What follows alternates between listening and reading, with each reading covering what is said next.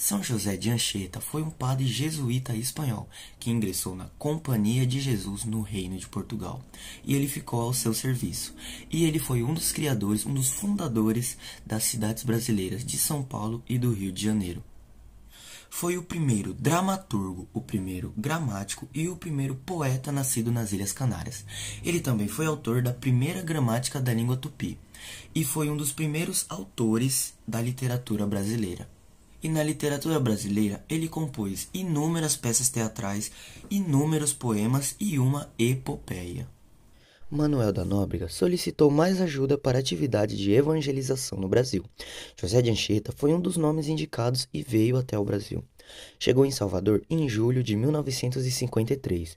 Ficou lá por menos de 3 meses e partiu para a capitania de São Vicente. Anchieta abriu caminhos, aprendeu a língua tupi enquanto catequizava e ensinava latim aos índios. Ele participou da fundação do Colégio São Paulo, um colégio de jesuítas, do qual ele foi regente, embrião da cidade de São Paulo junto com outros padres. Em 25 de janeiro de 1554, recebendo este nome por ser data em que se comemora a conversão do apóstolo São Paulo.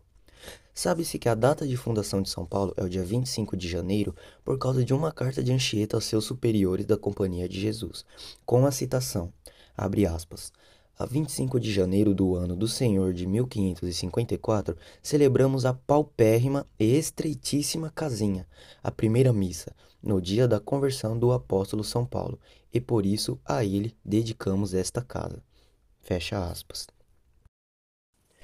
O religioso não cuidava apenas de educar e catequizar os indígenas, cuidava também de defendê-los dos abusos dos colonizadores portugueses, que queriam escravizá-los e tomar as mulheres e seus filhos.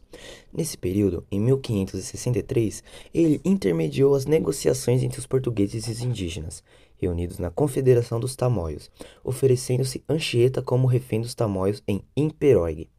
Enquanto o padre Manuel da Nóbrega retornou a São Vicente juntamente de seu filho para ultimar as negociações de paz entre os indígenas e os portugueses.